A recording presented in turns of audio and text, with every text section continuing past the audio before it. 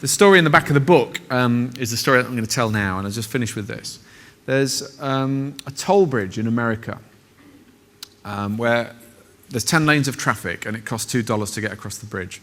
So each lane of traffic has a little booth here with a person who sits there and takes the money. So what their job is quite boring, because for 8 hours on the shift, they sit there in their little confined space. They take the $2 off the customer, they press the button, the barrier opens, the car goes through, the barrier down, next customer.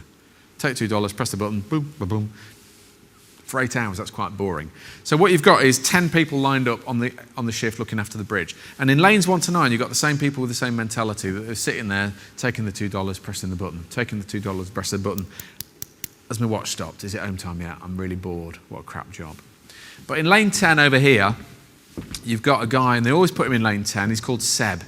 And Seb's a bit different. He's a bit slower than everybody else, okay? But Seb's got the same space as everybody else, but he doesn't bring a seat. He doesn't need to sit down, because he brings a CD player. He plugs it in his little cubicle, and Seb turns it up a bit loud, and Seb has a big party. It's almost like he's auditioning for a part on Broadway or somewhere. So he's singing and dancing all the way for 8 hours. Seb is thoroughly enjoying himself singing and dancing here.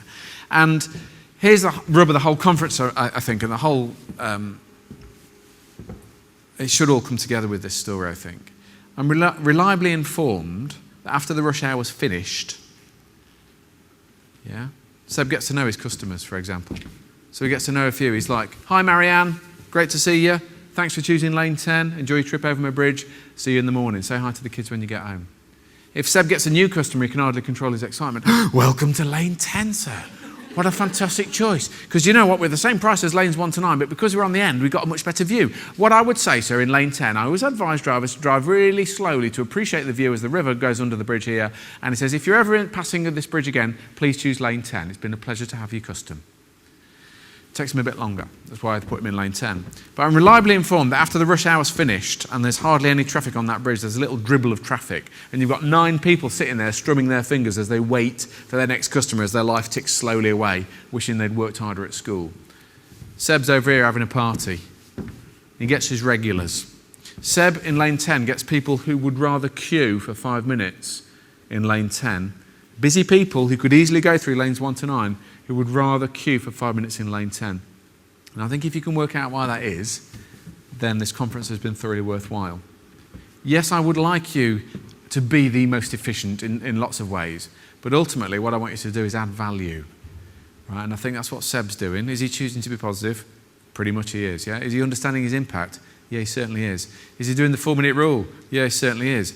Is he taking personal responsibility? He absolutely is. The bottom line is Seb's doing exactly the same job as everybody else, but he's doing it from a different mentality. He's doing it from a 2% perspective. The bottom line is Seb is happier, Seb will live longer, but he's also magnetic to customers. All right? And I think that's ultimately what we're talking about here. What differentiates DHL from the competition is you lot. All right? It's you lot and the value that you're adding. So I think that's a really big point to finish on.